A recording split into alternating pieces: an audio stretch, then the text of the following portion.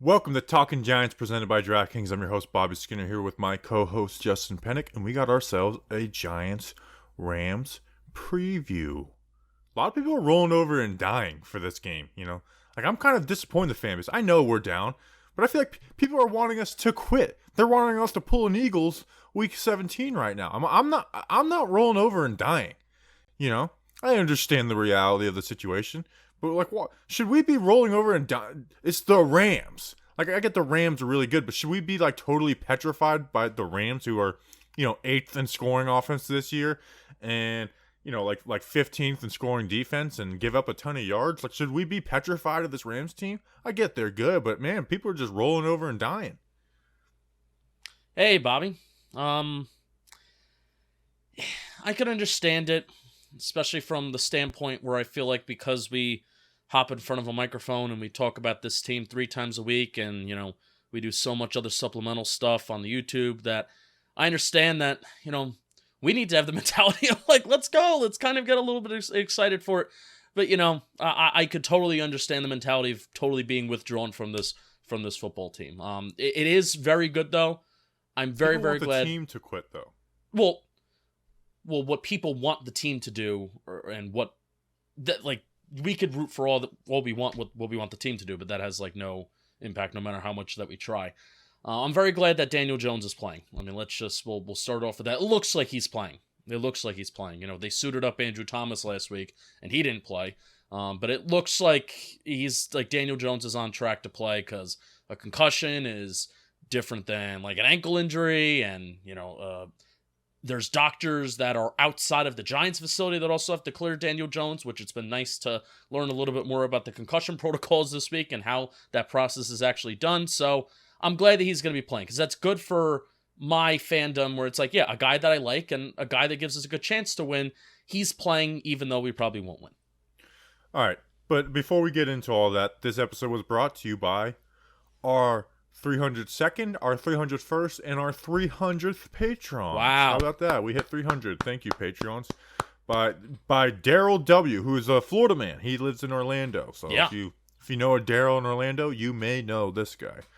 We got Mike Davey, Davey Crockett, and Christian Montoya. So Christian Montoya, Daryl W. will know what I'm talking about. You know the old TV guide channels where it just scrolled throughout, like it was like a guide.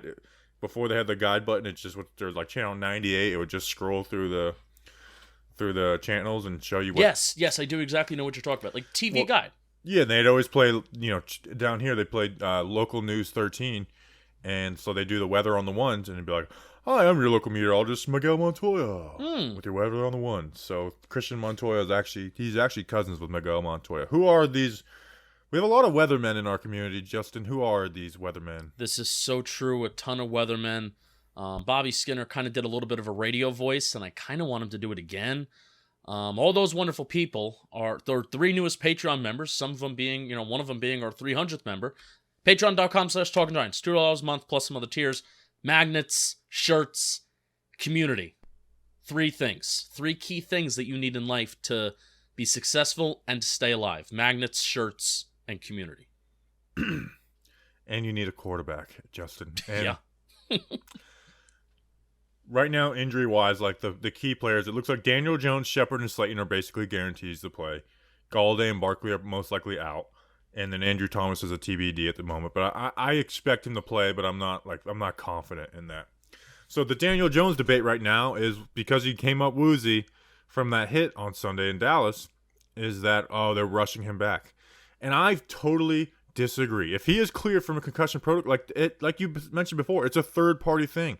And, Dan Duggan wrote a good article citing sources talking about, like, hey, just because a guy got up dizzy doesn't mean it makes it that much worse of a concussion. That's more has to do with balance than anything. And Daniel Jones is a little bit of a goofball.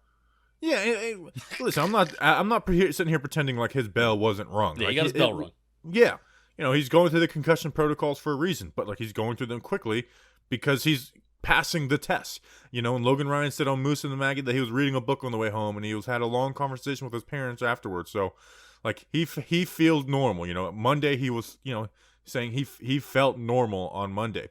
So the Giants are going to play him, and they should play him. Okay, this isn't like last year where, he's battling a hamstring injury, and it's like, hey, that injury is still there, but you're gonna be able to play through it. You're just gonna have to operate differently. It's not the same thing. So I'm very happy they're playing, and this idea that, well, maybe if Andrew Thomas doesn't play and it's the Rams, it's like, are you serious? You want Joe Judge? You want him to lose the locker room? That's how you lose the locker room. When you don't think these players talk? Daniel Jones, knowing that he's cleared from the concussion protocols, his friends on the team knowing he's cleared from the concussion protocols, and Joe Judge is going to preach that, hey, don't give up. We fight. We're going to play this entire season and fight every single week. But they're just rolling over and dying for the Rams. I'm like, actually, no, we're gonna rest you, even though you're cleared and you want to play and you're ready to play. Like, what kind of message does that send to the team, especially after Joe Judge's quotes about Doug Peterson and Philly at the end of last year? Yeah. And I know it's not the same exact situation, but it in a sense it is. So it's just like, if he did that, he would lose the locker room, because they got to go out there and fight for this win. And I don't care if it's Nate Solder at left tackle, Matt Peart, or Andrew Thomas at left tackle. Daniel Jones gives them the best option to win, and they should be fighting every single week to win. These guys are playing for their jobs every single week. And you're like, oh, well, Joe Judge is going to get him killed to save his job. Well, Joe Judge should coach for his job. And as long as he's not putting anybody in harm's risk. And last year I was very critical of them playing him versus Arizona in the second half of that game. But this is not that situation. Yeah, I agree. And at first I was a little bit more on like the Switzerland side, but if like, hey, Nate Solder is a, he is a red flag at left tackle, and I do think Daniel Jones would have gotten hurt in that game against Dallas if it wasn't for that concussion. I didn't think he was making out of that game left, either way. Obviously, him getting hurt wasn't because of Nate Solder last Sunday. But I will say, in defense of people that are saying that, Bobby, the fan mentality when you're 1-4 is a lot different than the fan mentality when the team's in it, and you're thinking more analytically. You're thinking more like with the like, hey, what would I do if I was in their situation? But there's just so much emotion right now. Where again, I don't blame people for being like, I don't even want Jones to play. I don't even know what I want. Nobody knows what they want. But you're right. Where these guys should be coaching for their jobs and playing for their jobs. And a critique of Daniel Jones in years past is that he's missed games. So why would you want him to miss more games if he's cleared to kind of play? Like let him go out there and try and get 16 games on that docket this year. So yeah, and the way concussions, again, it's once you're cleared, you're cleared. It's not like, oh man, he's still getting some headaches and not feeling right, but let's put him out there. Got to rest his brain a little bit longer. No, I don't think that's I don't think if you gain another week, I don't think the brain will heal more. So well, yeah, and the idea that like, well, if Andrew Thomas is playing, then you play Daniel. Well, what if Andrew Thomas goes out for the year? Should we bench Daniel Jones for the year? Like, it's just you can't play that game. Yeah. You put Matt Peart at left tackle, so it's not a turnstile. I mean, that's more. It's more on the organization that they're putting Jones in that situation. Yeah, you should have thought about that before the season. Correct. All right, but but I am excited that he's playing, and with Kenny Golladay out, Sterling Shepard and Darius Slayton will be very important this week, obviously, with Kadarius Toney. And I think all three of those guys are important, but I am interested to see the way they use Toney and Shepard together. Yep. Because like it's time, like you can't limit Toney's reps anymore. Toney has to play a ton. He has to be playing the large majority of the game. Obviously, wide receivers don't play every single rep, but like 80% of the time of this game, Sterling Shepard and Kadarius Toney should be on the field at the same time. Yeah, I'm going to be interested to see the split between slot and outside. I think Toney's been playing the slot like 60% of the time so far this year, and then the rest have been kind of outside. So they've been flipping him and they've been switching him, and I love how both Toney and Shepard are guys that are largely targeted in the 1 to 9 yard range. Like Darius Slayton, his targets, he makes his bread and butter past the sticks and from 10 to 19 yards and then 20 plus yards as well. That's where he makes the majority of his production, right? But Shepard and Toney, they've been catching the ball largely in the intermediate part of the field, but the difference between Shepard and Toney is that Toney has been a top 10 target in the National Football League throughout this entire season in yards after the catch and creating yards after the catch. So Shepard, possession guy, Toney catches the ball in that same range, but he's able to create those explosive plays with yards after the catch. So how do they balance between slot and outside? And let's just face it, without Kenny Golladay, Kadarius Toney is the biggest weapon on this Giants offense, especially even without Barkley too. He's the biggest weapon. He's the biggest circle on this for this Rams defense. So how is he going to do when he's that guy that's circled and he's on their radar?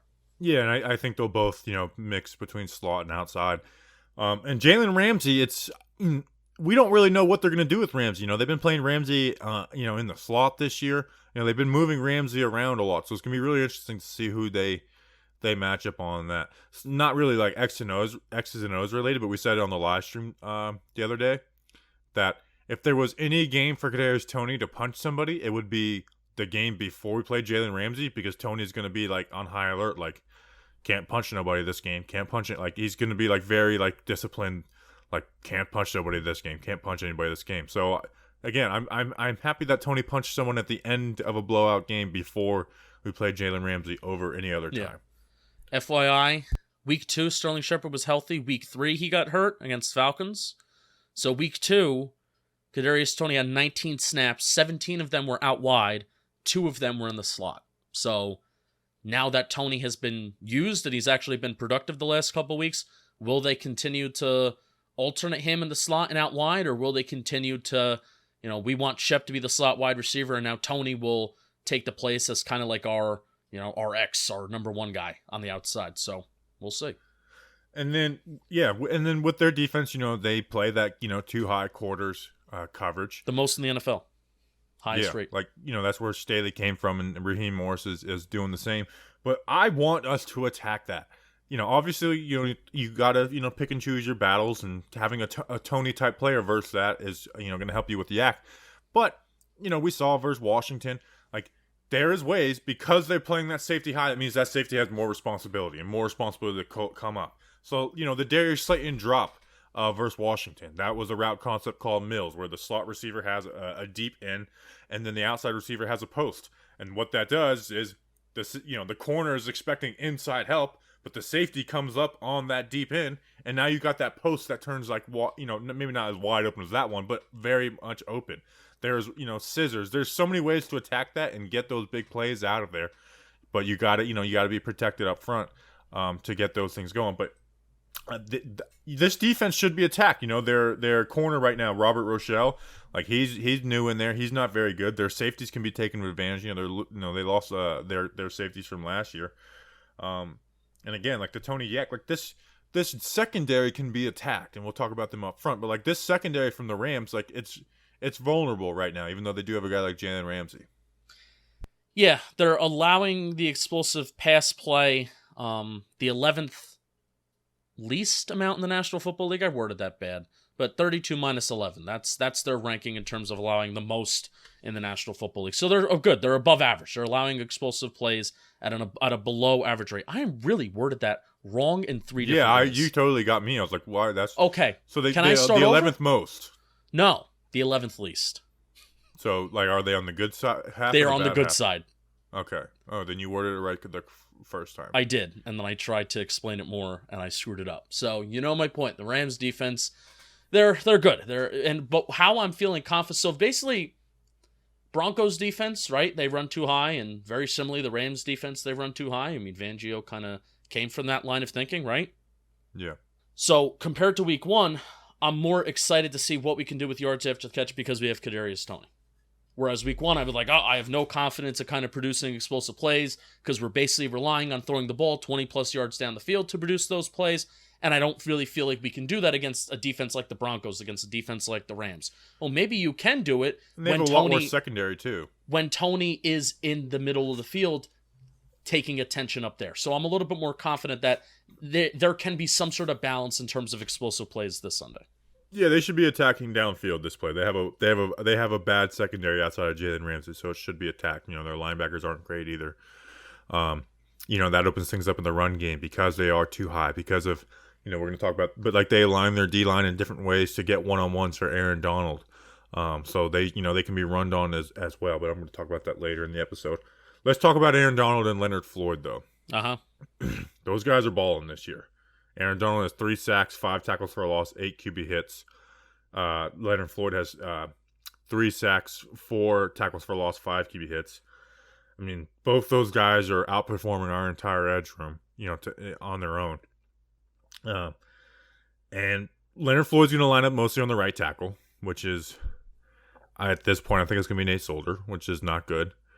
But hopefully Leonard Floyd is dumb and just tries to go around him and doesn't bull rush him or anything.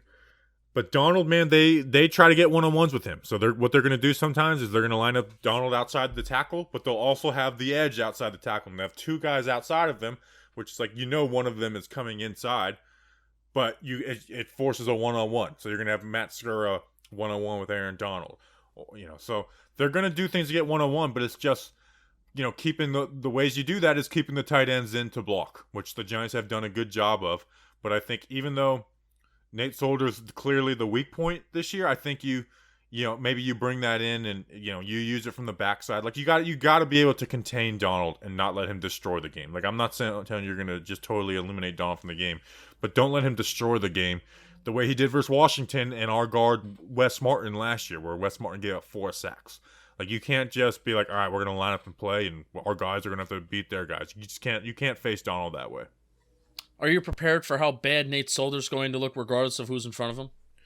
Because it's going to be right worse. Tackle, it won't look as bad. Yeah. Because they give help on that side. I think he's going to be left tackle. I don't think Thomas is going to play. I think Thomas is playing. I hope you're right. I mean, today they were running with Thomas limited. They had Matt Parrott at left tackle and Nate Solder at right tackle, which makes me think Solder would be the right tackle. Oh, okay. Which, I mean, people throughout the thing like, well, maybe they want to put Parrott at left tackle because he's better. It's like, has this team shown that? Like they don't. I don't think they haven't shown me anything like that to make that adjustment. So yeah, I'm not going to get mad about Matt Parrott not starting until he's officially not starting, even though he's not going to start. So anything else you want to talk about on their defense? No, I'm a little bit more invested in how this Giants defense is going to do, because there's a lot of pieces on this Giants offense that are down, that are not healthy. At this point, I'm a little bit more invested in, like, hey, can this defense turn it around? Can Graham turn it around? Because I like him as a coach. I'm a little bit more invested on that side of the ball for this game against a very, very good offense. So, well, let's talk about their offense. Matthew Stafford is balling right now, completing 68% of his passes, over 300 yards per game, 12 touchdowns, 3 interceptions, 9.2 yards per attempt right now. And they're spreading it out pretty well. Now, Cooper Kupp has become like the clear one in there out of the slot. He's got over 100 yards per game right now with 5 touchdowns. And I think, we talk about it in the interview a little bit, but that's the biggest difference between Stafford and Goff is Stafford's able to take advantage of that middle of the field where Goff really wasn't able to.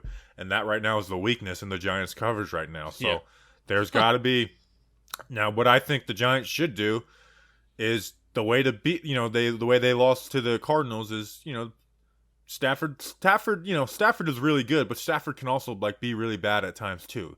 He makes bad decisions. He can be inaccurate at times. I mean, think back to when we played them in 2019.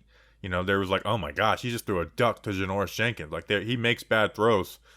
So I think it's just like you got to play man coverage with those guys on the outside and hope you can get a couple turnovers over on him. But you're not going to get to him like pass rushing. One, the Giants can't rush the passer. They've given up 4 sacks in 5 games, Justin. How many sacks do the Giants have? They have on 6. Defense? I think they have 6. Giants have 6 sacks. No, they probably have like 8 or 9. Alston Johnson 3, Azeez Ojulari 3, Leonard Williams 1.5, Danny Shetland half, so 8. All right, so that's good news. We have more sacks than what the Rams have allowed. At least we're there. Yeah, Rams offense really good. They're 3rd in offensive DVOA. They are producing explosive pass plays at the 3rd highest rate in the National Football League right now. Their explosive play rate overall is 4th in the National Football League. They got Kupp. Robert Woods is a guy that was really good last year. Made a number change, still really good this year. Van Jefferson's their number 3, and Deshaun Jackson's averaging over 15, 16 yards per catch too. Where basically, you think he's averaging over 15, 16 yards per catch, Justin? Well, how many? He's averaging 30 yards per catch. He's got 215 yards on 7 catches this year, and he missed him. Stafford missed him a couple times in the Cardinals game deep. Like Deshaun Jackson has become like the biggest home run. He's the biggest home run threat in the league again. How many touchdowns does he have? Who did Deshaun Jackson even play for last year? Was he still in the Eagles? Oh, he went back to the Eagles and he got hurt. Yeah, because I remember Marjay Harper hurt him. Yeah. And then Marjay Harper's like, I didn't get a penalty. It's like, no, dude, you literally did get a penalty in that game. How many touchdowns does Deshaun Jackson have? Just 1. Just one? Okay. Because I feel like every single catch that he's made has been like a 40, 50-yard touchdown. And he can never run forward into the end zone. He has to always run backwards. So we know about that. Yeah. Our leading receiver this year only has one touchdown catch. Shep only has one. Slayton has one. Oh, good team score points. John Ross has one. Galladay has 0. Tony has 0.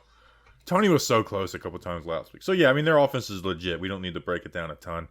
Ranked 8th in scoring, so it's not like they're, the greatest show on turf, but they are. Stafford's making good decisions. They're not running a ton of play action. No, which is bizarre for McVay. Yeah, but it's like Stafford's able to read the field better and hit the middle of the field. Versus the Seahawks, they ran the same play like 6 times.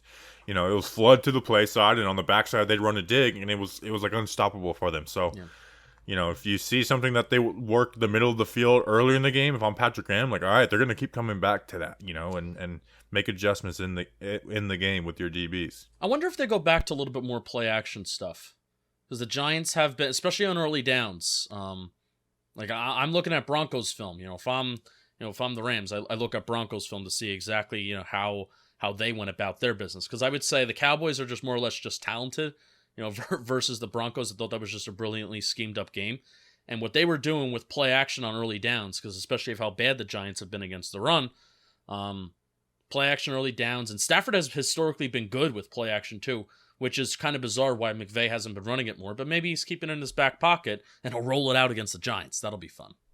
10-year anniversary of Super Bowl 46. How about that? Yeah, I'm most excited for that. I really am. Excited to see that. Excited how they're going to do it. Excited to see who's going to show up. So I'm looking forward to that.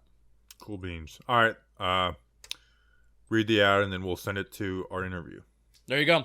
All right. So another week of the NFL season means another shot to win big at DraftKings Sportsbook, an official sports betting partner of the NFL. New customers can bet just $1 on any NFL game and win $100 in free bets if either team scores a point. That's 1 point.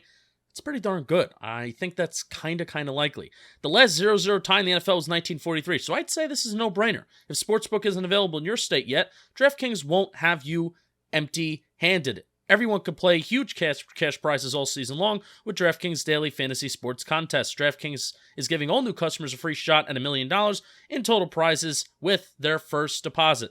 Download the DraftKings Sportsbook app now. Use promo code JOHNBOY. Throw down $1 on any NFL game and win $100 in free bets if either team scores a point. That's promo code JOHNBOY this week at DraftKings Sportsbook, an official sports betting partner of the NFL. Must be 21 or older. New Jersey, Indiana, or Pennsylvania only. New customers only. Minimum $5 deposit and $1 wager. One per customer. Restrictions apply. See DraftKings.com/sportsbook for details. Gambling problem? Call 1-800-GAMBLER. Or in Indiana, 1-800-9-WITH-IT. All right, now we have a second-time guest. He was on the show last year, Cameron DeSilva of the Rams Wire. Really smart dude. Good. Sometimes these interviews aren't great, but he gives you some really good nuggets. I use some of those nuggets in the first portion of the show. So here it is, Cam DeSilva. All right, we now welcome back on. He was on with us last year in our preview. Both second-place teams in the division, and that's why the Giants and Rams are facing each other. I don't think that'll happen again next year. But Cameron DeSilva of the Rams Wire. Cameron, how are you doing, and how does it feel to cover the Matthew Stafford Rams after? Like, you're going from success to like ultra success with your coverage this year. Yeah, it's been fun watching Stafford play, man. He's looked really good for them this season. Really just right off the bat played well against the Bears and has continued to play well over the last 4 games since then too. So more explosive offense, more big plays, and it's been fun to watch. The Giants had success versus the Rams last year, defensively, and Matt Stafford has always been a good QB, but I don't think he's ever been like in that top tier. He's been in the good tier. So, how much different is it with Matthew Stafford running the show compared to Jared Goff? And like, what are like some different things the Rams are doing besides, just throwing the ball deep with Stafford? Or is it as simple as that? Yeah, you're seeing a mix of a little bit of throwing it deep and just more intermediate routes rather than checkdowns. Stafford he's taking shots down the field when they're there, but he's also picking up these chunk plays with 20-yarders over the middle where that was kind of a lost element in the offense the past couple of seasons. So Cooper Kupp and Robert Woods are doing a really good job over the middle and on these intermediate routes. Deshaun Jackson has been a good deep threat, even though Stafford's underthrown him 3 times. So he's still kind of getting acclimated to the speed of Jackson, the kind of route running nuances of Cooper Kupp. They've had a couple of miscommunications, but so far it's just a more explosive offense. You're not seeing them do as much play action because McVay doesn't feel like he has to kind of hide things and protect Jared Goff as much with these play action fakes and things like that. It's more of just a straight drop back offense, which is fun to watch because Stafford's slinging it around. The running game has been decent, but it's been mostly about Matthew Stafford throwing it. I mean, you look at the wide receiver room, and I want to ask you about Deshaun Jackson because he's averaging 30 yards per catch, and I feel like they've all been on national primetime TV. So we know how he's being implemented deep down the field.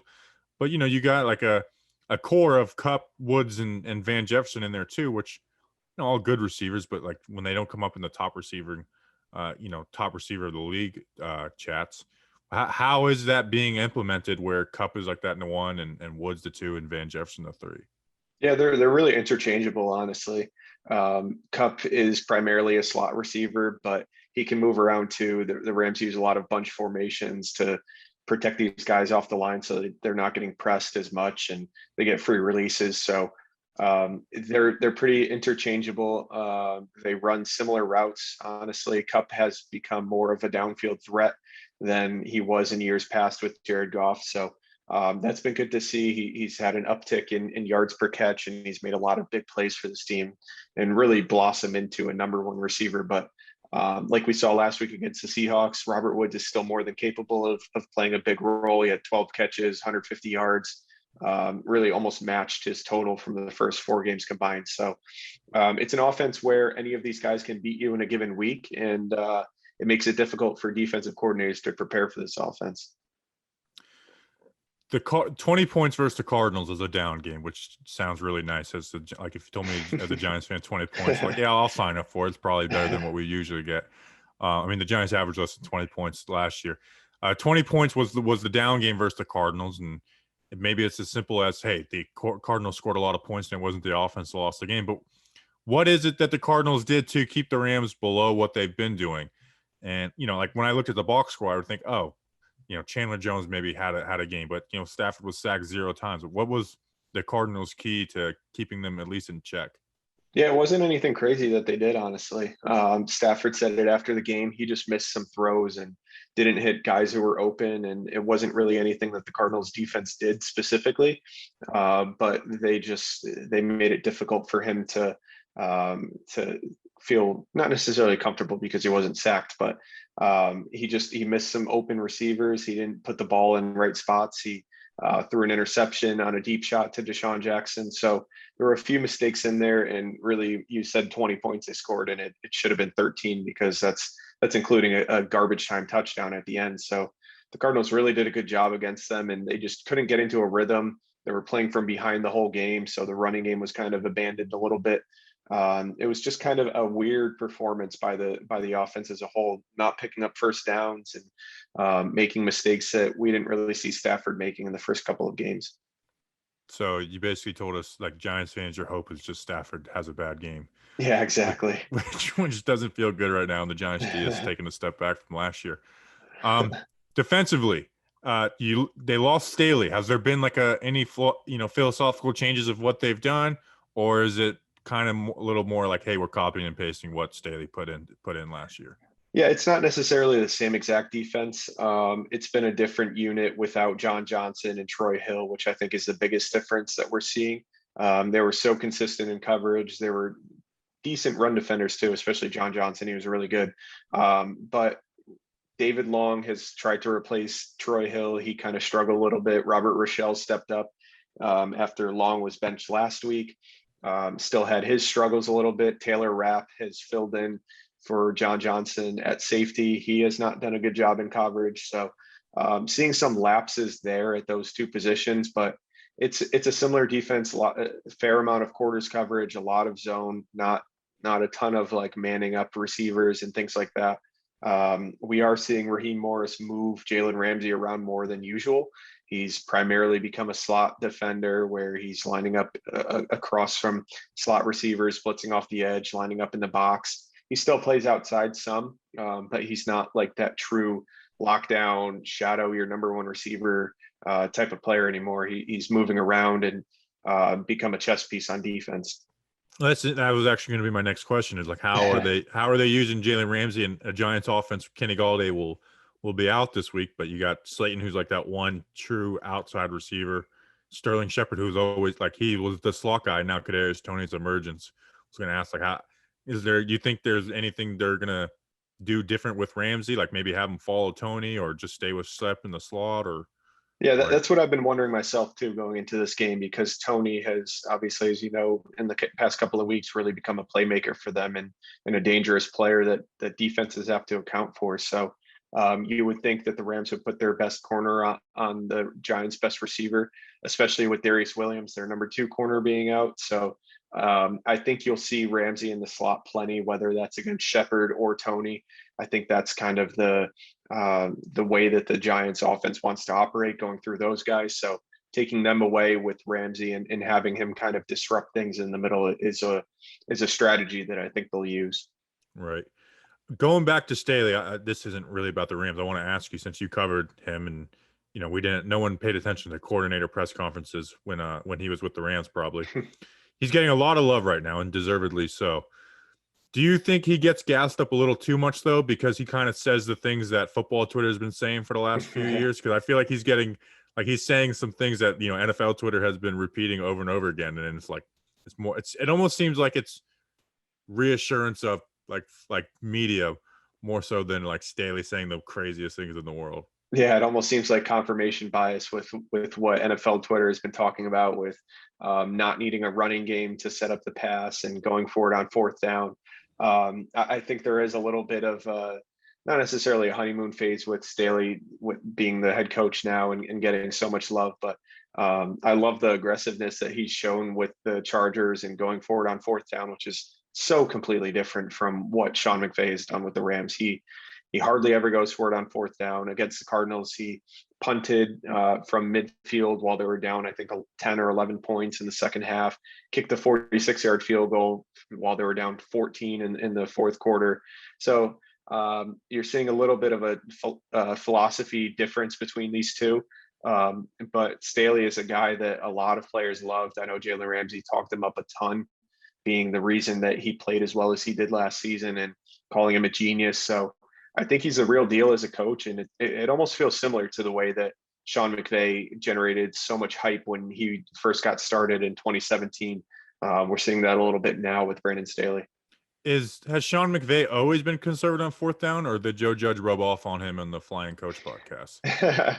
He's been pretty conservative over the years, which when you have Jared Goff playing the way that he did the past couple of years, I could kind of understand. But now when you have 4th and short and you have the offensive line playing the way that they are, and you have Matthew Stafford, who is good under pressure, he knows how to operate when things break down. I mean, you have a good chance to go pick up a few yards, and it's just surprising and almost frustrating to see him punt it and kick these field goals as often as he does.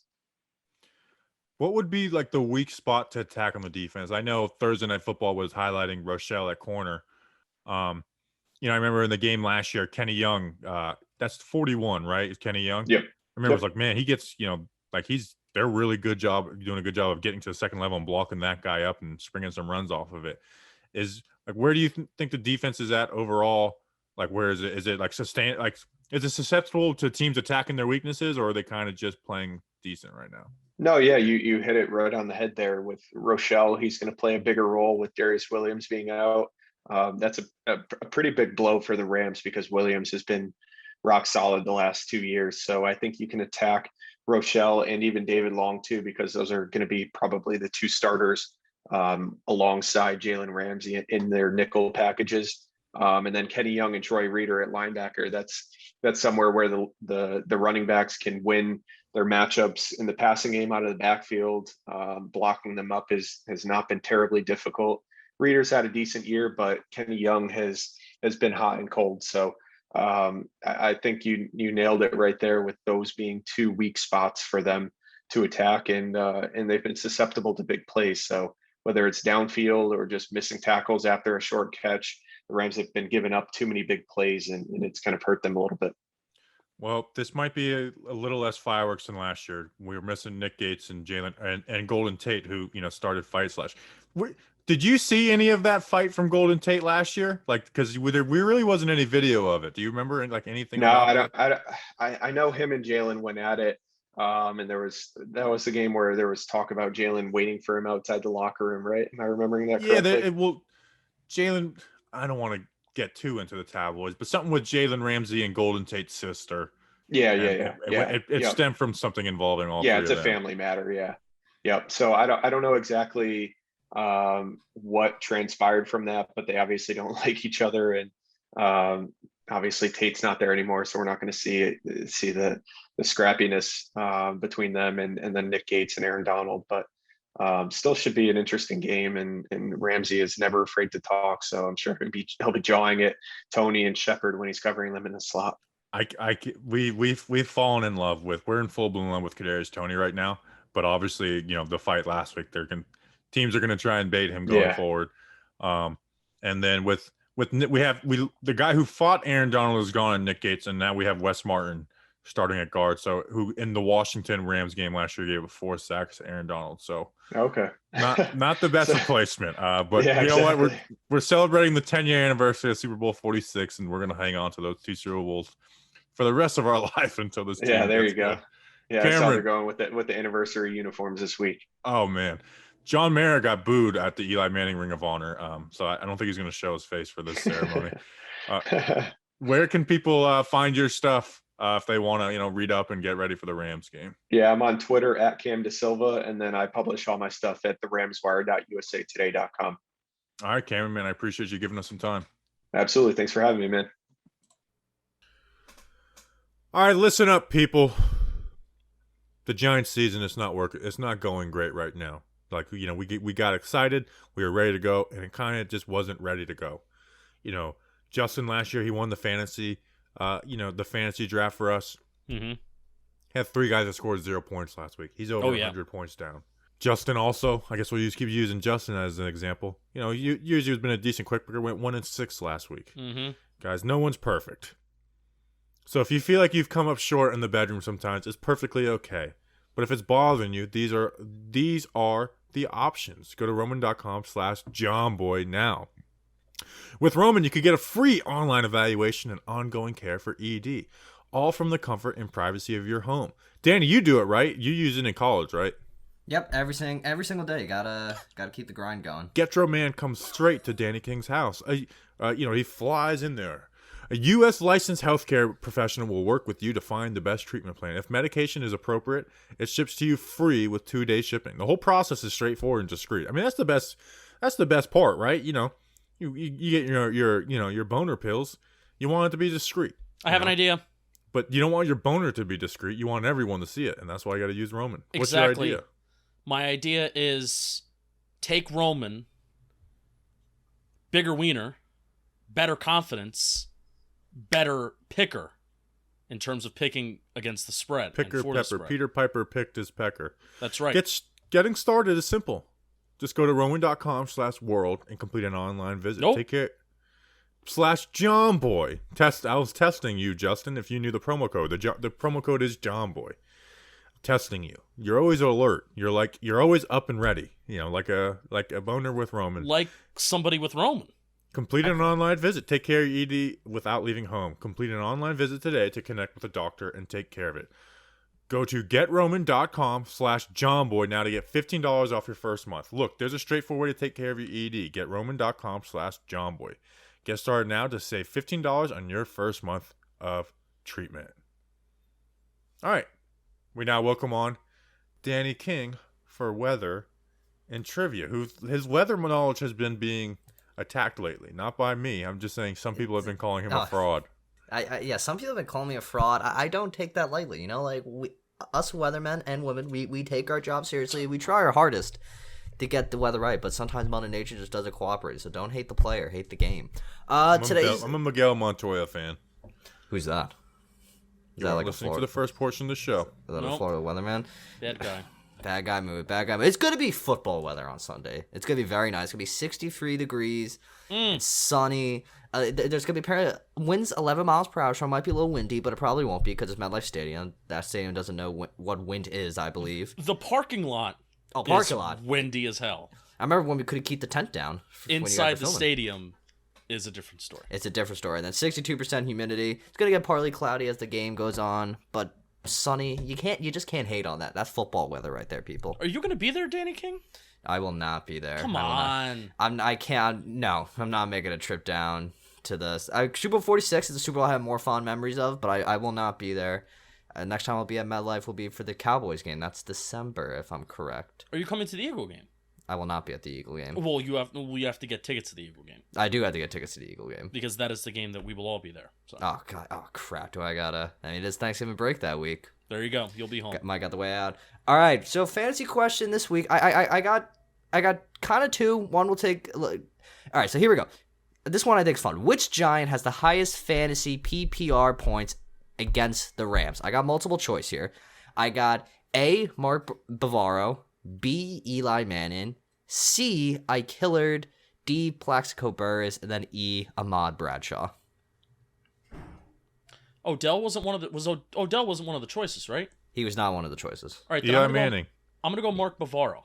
Mark Bavaro, according to our friends at StatHead, even though we're not friends with them, it's Plaxico Burress. Ooh. In 2005 against the Rams, he was targeted 17 times, which is the most by a Giants player in any game. He caught 10 of them, and he had 42 points and 204 yards. So he got 42 points that game. That's more Oh, than it was Eli one Manning single ever had. game? I thought you were talking about like career-wise. One single game. I still want to have guessed Plax, but Yeah, he went off one game. And then my second one, just because they are the people across the pond, you got Gaz, man. The Giants have 4 interceptions against the Rams in 2016. Can you name the 2 players that got those 4 interceptions? 2 of them? 4 Landon interceptions. Collins and Dominic Rodgers-Cromartie. Justin, do you agree with that? Yes, because I believe in Bobby Skinner. He was correct. It was a simple question, but I remember that game. I enjoyed that game. That was a fun game against the Rams because we haven't had a fun game against the Rams in a while. So let's get some fun games in there. All right, speaking of fun games, we have our fantasy draft where we pick between the Giants and the team they're playing, which this week is the Rams. Who's having fun? 4 rounds. This week, Danny is picking first, and Danny's been first place all year until this week. He lost first place. He has 199 points. He had 23 points last week. So a guy that was in first place last week but isn't this week, you're like, okay, he lost the lead, but he's close behind. Wrong. He's 50 points behind. Justin has 143 total points, 18 points last week. He had 3 guys that put up zeros last week. That's not good. He's 105 points behind. And first place off of a record-setting week. I broke the record for a single week by almost 20 points. With an 85-point showing last week. I have 249.3 points and I'm in first place. How about that? I think we got to throw that game out the window. It's rigged. I mean, Justin took Sterling. Why, I don't know. And then everyone else we had got injured. Thought he was going to play. Yeah, I thought he was. I would pick Sterling Shepard if Justin didn't pick him right before me. Here's the thing. Credit to me. I was gassing up Kadarius Toney big time on the episode last week. Like the portion 1, the fantasy draft, and my Giant factor. Like, this dude is gonna ball this week. And credit to me, I called it. So Glad you got something right. 18 games into this fantasy draft business, and you're finally getting some things right. So good for you. You're gonna choke away this lead somewhere. It's just bound to happen. You can't hold first place for too I really long. think I'm going to hold it for the whole year. And I'll be honest, it's kind of boring. I think it's more fun the chase after first than it is being first place. So then just pick every bad player this week. No. Danny, Take a you bye have the week. first pick, though. Take a bye week. Ooh, first pick. Interesting choices here, but I think the choice is rather obvious. The Giants' defense is nothing right now. Give me Cooper Kupp. Dude's been balling out. I love Cooper Kupp. Big Cooper Kupp guy. Him and Matthew Stafford got that connection going right now. He scored 30 points twice so far this year, and he's got 16 points last week. I think he could take advantage of the Giants' defense, him and Matty Stafford. So Cooper Kupp, easy first choice. First choice. Over 100 yards and a touchdown per game. I mean, you can't not pass this guy up first. Justin, who are you picking second? Robert Woods had a really good game last week. 12 receptions, 14 targets. But I am not going to be taking Robert Woods because I have a feeling that the Rams could get the lead early in this game. They could be running the ball a lot. Give me Kadarius Toney. Damn it. You guys are going off my big board. Did you guys look at my big board? You showed us. I had your brother take a picture of your desk. Wow, Kadarius Toney. That's how far for week 1 we wouldn't even have considered Kadarius Toney, and now we're at week 6, and all of a sudden he's being taken in the first round. Look at that. Danny Himmels had 200 yards last week, and he got on like 38 snaps too. I'm looking at a perspective of it, just like how far Kadarius Toney has come for being like, who's Kadarius Toney? Like, oh, Kadarius Toney's that guy. That was good radio, Danny. I appreciate that. You're welcome. All right, so I got the snake pick. All right, big board, Bobby. That's really good alliteration. I'm going Shepard. Ooh. I mean, he was like consistently like a top 2 pick, while he was healthy. Now he's healthy again. I'm going to go Sterling Shepard. Like, I don't think that Kadarius Toney coming in eliminates him and Daniel Jones' connection. He's going to put up points. For my second pick, I'm really struggling between Henderson and Robert Woods. Henderson is the safe pick. I'm going to go Robert Woods. I'm going to go big or go home. So I have Henderson, a little higher on the big board. But I'm going to go Robert Woods. And I know Justin really wanted him with his first pick, and I won't give him that satisfaction. Yeah, so I'm going with number 3 and number 5 on my big board, leaving number 4 available for you, Justin. Yeah, well, I will take Daryl Henderson. The Giants have been really, really bad against the run. Henderson's the 16th ranked fantasy running back right now, and if we're at a point where the Rams are running the ball a lot, which teams largely, so this is a fun little stat, teams in the first quarter really like to run on the Giants. The second quarter, they basically go all out pass, and then the third and the fourth quarter, they go back to the run, and the Giants defense is one of the lowest amount of pass rates in the third and the fourth quarter, and the first quarter in the National Football League. So Henderson's going to be getting a lot of work, so I feel good about that second round pick. Danny, you got back-to-back picks. I do have back-to-back picks. Now, I'm taking a risk in a lot of my leagues this week. I am starting Devontae Booker because I believe, well, obviously he's going to, when I took him week 1, I thought he was going to take more reps than Saquon. Obviously not the case. I'm going to take Devontae Booker because he will be able to run the football, and I think the Giants are going to want to try to establish the run because Saquon's looking good. I think they can maybe get something going with Devontae Booker and get something out of that. And now with my snake pick,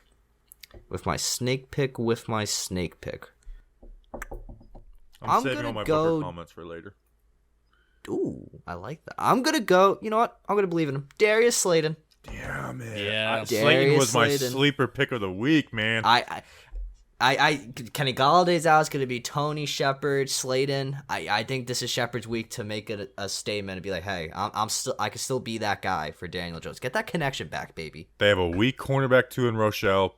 You can take some of those shots against the cover 4. I really like this. Slayton was 6 overall for me, so good pick there. All right, Justin, who is your third pick? Bobby, who's our slot guy? You're better Cooper at that Kupp. than I am. Cooper Kupp. I'm still taking Van Jefferson. I think it makes the most sense. He's like that guy that could get you no points, or he'll give you 16 points. That's how it works with Van Jefferson. And at this point, that's kind of like what I'm looking for, and that's my season so far. So Van Jefferson. So I actually had Jefferson 8th on the big board. So I'm going to go with 2 home run threats on back-to-back picks. Deshaun Jackson. Like I said, he's averaging over 30 yards per catch this year. Unreal. Screw him. I hate him, but he's he's good. And then so I have Higbee, Ingram, and Michelle over this guy. But because I like Slayton so much this week, I'm going to take a gamble, and that maybe they give Ross some of those Slayton normal reps with Kenny Galladay out, and I'm going to go John Ross with my last pick. Wow. Kind of a boomer bust pick. Even though Higbee's going to get points, Ingram's going to get points, Michelle will get some points, but Ross is that boomer bust pick. So I'm I got a big lead. I can play around with it a little bit. You guys want to understand that. Justin, finish off your draft. Finish off my draft. Man. I really want to go with Giant, but I'm not going to. Give me Tyler Higbee. Oh, Bobby's muted. I said Tyler Bigbie. Danny, Bigbie. finish it off. What are we going with here? I'm gonna go Evan Ingram because I feel. Wow, look at that, Evan Ingram, my guy. He's gonna do it this week. No, he's not. And then because I feel like Henderson's been like. What do you mean? Then it's your last pick. Oh yeah, my bad. So it's Evan Ingram. It is Evan Ingram. Okay, who were you gonna go though? I was stuck between him and Michelle. You should have taken Sony Michel. Is he better? No, he got -9 points against Arizona. I ain't feeling that. What? How was that possible? All right, sorry, -9/10 of a point. Oh, okay. I was about to be like, what, did he fumble 3 times? Yeah. Ingram is going to get catch. I mean, Ingram had put up probably 10 fantasy points last week, so. All right, Giant Factors. Danny, you had the first pick in the fantasy draft, which means you get the first pick at the Factors. So when you look at it, left tackle right now, it's a big question mark. Is it going to be Andrew Thomas? Is it going to be Nate Solder? Could it be Matt Pert? That's a lot of variables at that spot right there. There's going to be one guy that's going to... my Giant Factor this week is Will Hernandez, because he's going to have... Who knows what he's going to have next to him? Will he have the great Andrew Thomas? Will he have the terrible Nate Solder? Will Hernandez needs to come up big. He needs to be able to work the double teams with whoever at that left tackle. Will Hernandez has been solid at left guard, and I believe he's taken the step we saw. He's playing like he was kind of like 2019, not like at that high level, but he's a capable left guard right now. He could get the job done. Will Hernandez, I think he got a 67 grade last week from PFF, bringing a quick PFF grade. He's going to have to work with that left tackle. If it's Matt Pert, that's going to be a big learning curve, and Will Hernandez is going to have to make him feel comfortable. Will Hernandez, you're my Giant Factor this week. Give Daniel Jones and or Mike Glennon the time. Also, real quick, if Mike Glennon, the sheriff, if he plays, guaranteed win. Guaranteed. We have had luck with backup QBs of late. Against NFC West teams. Mm-hmm. Think about this. We are 500 with our backup QBs the last 2 years. We went 1-1 with Colt McCoy last year. Mm-hmm. And then Eli Manning, in relief of Daniel Jones, went 1-1. One win versus the Dolphins, and I'm stuttering, and one loss versus the Eagles. That's a better winning percentage than, like, everything that we've done. Yeah, that's what I'm saying. We go. So maybe we should start Mike Glennon. The sheriff. So how about that? I really doesn't that feel disrespectful though that I just called Eli Manning a backup QB? Like, I don't know. That was really wrong. When you think about that, we really just had Eli Manning backing up. That was someone that's kind of that honestly, in a miserable season, that was like a nice little 2-week burst at the end of the season to give you something to talk about. It's like, all right, Eli Manning's back. That whole week we're like, he's back. We had as much fun as that. Made a video, got flagged with guess who's back again. Mm-hmm. And with Eli Manning, that was a great video. I can't play it because YouTube will demonetize it. All right, Justin, who's your Giant Factor? Aaron Donald has been getting comparisons, whether it's unfairly or fairly. I would say it's unfairly. Aaron Donald in his playing days has gotten comparisons to Lawrence Taylor in terms of how dominant he is. And a player on the Giants that a lot of people like to compare Aaron Donald to is Leonard Williams, simply because of the contract. This guy's getting Aaron Donald money. He better play like Aaron Donald. Well, when Aaron Donald is getting Lawrence Taylor comparisons, I think you're going to be disappointed, because I don't think anybody's going to get there. But Leonard Williams is still a damn good ball player. He is not having a very good year. Nobody on that Giants defense is having a good year. Carl Banks said a line in Twitter Spaces this week that I kind of like and I kind of respect. Austin Johnson is earning that $3 million, double the salary that he had in 2020. He's earning it. So that is the one exception. You're right. I outlined that in my stats video, so give me credit. But Carl Banks had a really good line during the Twitter Spaces, and what he said is, play like you pay. Play like you pay. And at the end of the day, Leonard Williams is still not reaching that benchmark, but he's still playing well. I would love, it's not going to happen, I would love for Leonard Williams to have a good, solid game and a game where Aaron Donald is on the other side of the football. I would love for Leonard Williams to step up, have a tackle for loss, get a sack, I don't even care. You don't even need to get a sack because you want to know what you do to please me and to please smart people who actually know the game of football, get pressure on the quarterback, and have an impact on the game. Yeah, don't shake your head at me, Bobby Skinner. Leonard Williams can have just as much of an impact on the game if he gets pressure on the quarterback, if he gets a QB hit, it forces an interception. You can have just as much of an impact on the game when you do that kind of stuff on a consistent basis. Not just one play on a sack on a 3rd and 14, and then they pick it up anyway because the secondary is terrible. Make an impact, be a giant factor, earn that paycheck. Leonard Williams, shut everyone up. Shut them up. I'm tired of it. Shut up, smart people like Justin. Boy, Justin says smart people like me. Yeah. I looked at his stats from last year against the Rams. He literally did nothing that game. So can we get a better version of Leonard Williams? Danny, you're not helping me. He never shows up in the pick. All right, sorry, I'm not doing. Nope. that. I don't want to get started. We're just. I don't know our only win this year. Did Leonard Williams not make one of the biggest plays? Did he not have how many sacks against Seattle? Did he not he called game against Seattle and Dallas last year, 2 of our biggest wins. I don't know. But Justin, for 30% of our pass rush. What, Danny? For the 5 keys to victory, just do straight Leonard Williams. Just crap on Leonard Williams haters. I should just make a video on why I like you Leonard should Williams. At this point, honestly, you should. My giant factor is Devontae Booker, starting running back. Don't trust any of our backups in Gary Brightwell or Elijah Penny to get real running back reps. So you're going to be the running back this week. They play too high, so there's going to be favorable run fronts. Run tough. Hit that hole. Hit the hole, kind of do what Wayne Gallman did last year. You're a better blocker. You add more in the receiving game, but run that way. Have our running game be an advantage to us and not a disadvantage to us. So I'm not giving you some big, deep speech this week, but Devontae Booker is my giant factor for the week. Should be Wayne Gallman. Oh, sorry, my mic's unmuted. But he can't block and receive as well. I just love Wayne Gallman, all right? Might not be the better player. They ran a max protect where Devontae Booker picked up his block, and unlike Wayne Gallman last year where he got Daniel Jones killed versus Arizona. Quick picks. Picks the spread against the spread. I am 23-16 after a 5-2 week. Justin is 16-23 off a 1-6 week.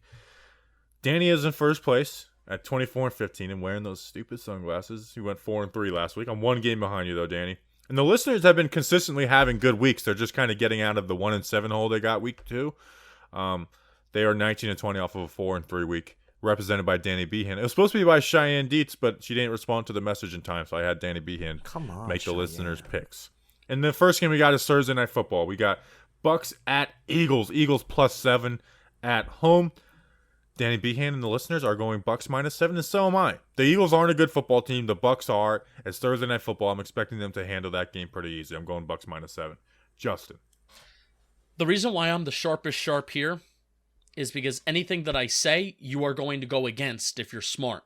So that's why I'm the sharpest sharp. Because, maybe sometimes there's a little bit of doubt with Danny and Bobby and the listeners. Maybe they go 500. You don't know. When I pick a game, you go the other way. So I'm going Bucks -7. So you better pick Eagles +7. Danny? Like I said, I didn't see the board clearly last week. I 2 weeks ago, I saw it so clear this week. It's miraculous. I would take the Eagles +7 because I feel like it feels like one of those games that the Eagles are just going to keep close. I just got that feeling. Pick the opposite of me. I can't believe I forgot to put this game on there last week, but it's whenever a game has its own time slot, we put it on here. The London game, which I love so much. I love watching bad football teams at 9 o'clock in the morning in London, and I'm not even saying that sarcastically. I really do like it. We got the Dolphins at the Jaguars. Jaguars are +3.5. So the Dolphins are favored. I'm going the Jags. I think this is gonna be their first win. The Dolphins are really bad this year. They are struggling. The Jaguars, there is some pride with the Jacksonville Jaguars of playing in London. So Urban Meyer, Trevor Lawrence, they get their first win at home in London. Listeners are going Jags too. Danny, what do you have? I wonder if London has any good bars for Urban Meyer to go hang out after the game.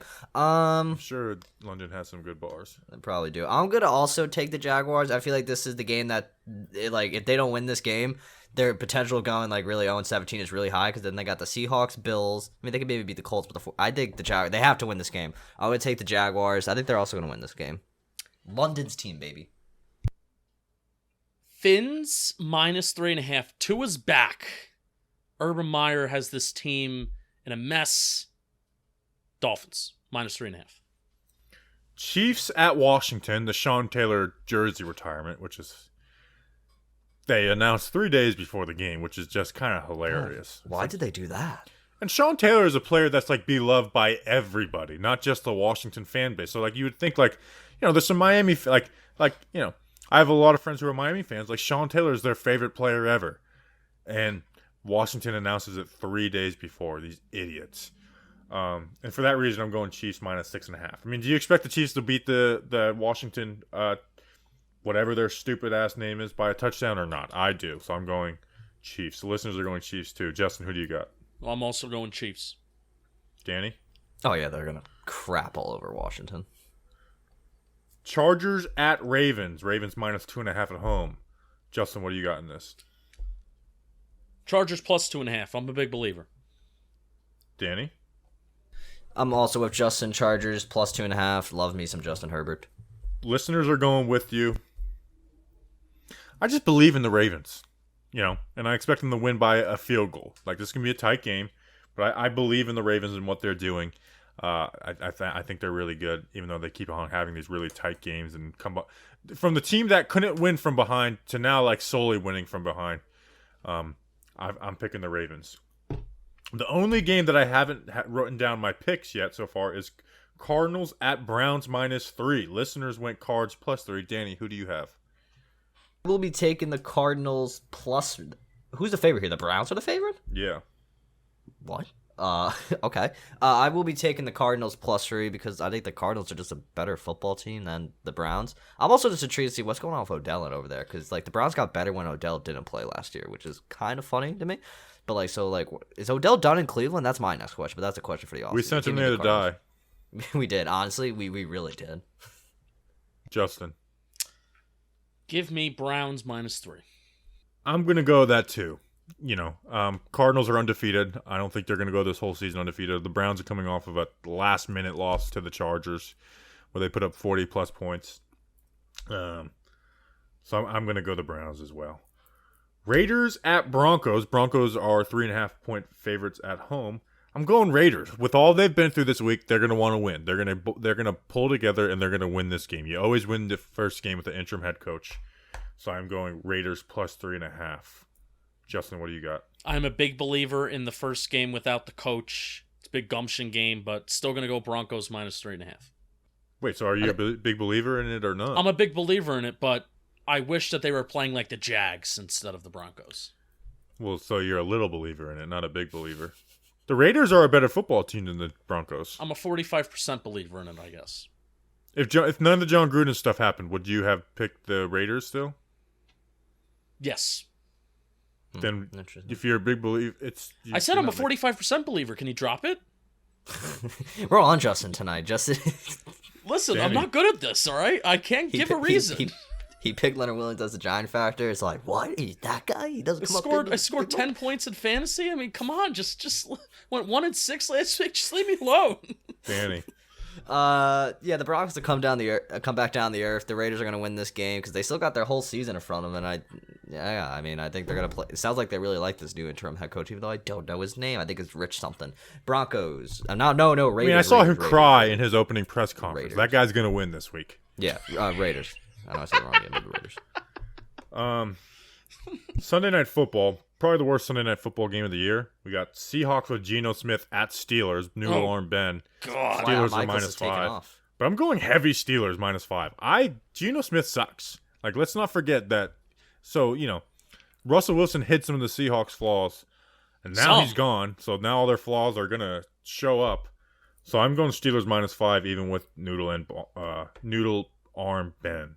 And I just hate Geno Smith. I know it wasn't his fault, but I hate Geno Smith. Guilty by association. Yes, Danny. Yes, the Steelers are going to win this one. This game's oh god, I almost died. The Steelers are going to win. They're a better team. Al Michaels taking off because he doesn't want to call this game. It's a waste of time. Steelers win. Who's calling it, Tirico? Yeah, good old Mike Tirico. They should reunite him with Gruden. Justin, who do you have? Oh, boy. God damn it. Seahawks +5. Steelers are going to win, but Seahawks are going to lose by 4. And hey, I need to make up ground on you guys, so I got to be different. Or I'm just respect going to tank, which I'm okay with. This next one was really a tough decision for me. Monday Night Football. Bills at Titans plus 5.5. Listeners are going Bills minus 5.5. Danny, what do you got in this one? Bobby, it might have been a tough decision for you, but like I'm gonna say, I say it every single week. I'm already writing it down. There's no one that circles the wagons like the Buffalo Bills. Justin. Bills. What are you going to pick? Me? Yeah, Titans.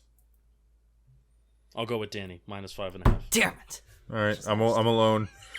I'm alone on the Titans. I was told there can only be one sharp in this world by Max the Animal. That's not possible. Max I'm the sharp. Animal? Is that a Twitter handle name? Max the Animal. It's Snacks is of the... Check out Bagels and Lots. Yes. Okay, that BDGE. I knew that sounded familiar. Max All right, predictions. Danny, what is your score prediction for Giants versus Rams?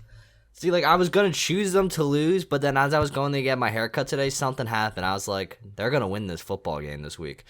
I'm not going to give some long, drawn-out explanation.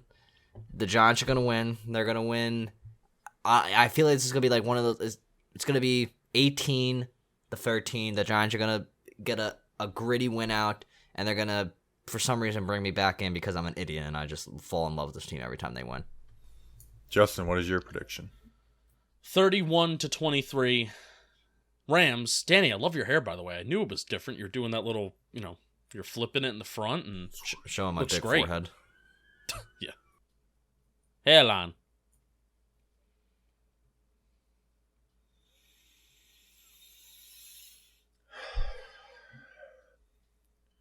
We don't turn over. It's too early for the 2-0 game, and I'm kind of back on. I see this Rams secondary, and I see Daniel Jones playing, and it gets me excited. That gets me excited for this game. Giants 77, Rams 0. We don't lose. We do not lose at home on the 10-year anniversary of the Super Bowl 46 team. We've never lost. Never lost. Giants 77, Rams 0. We appreciate you guys. We will see you on Monday playing that sweet, sweet victory. And we're talking about shocking the world again. And we're glad Daniel Jones played. We appreciate you guys. We'll see you on Monday. Enjoy your weekend. Until then, let's go Big Blue.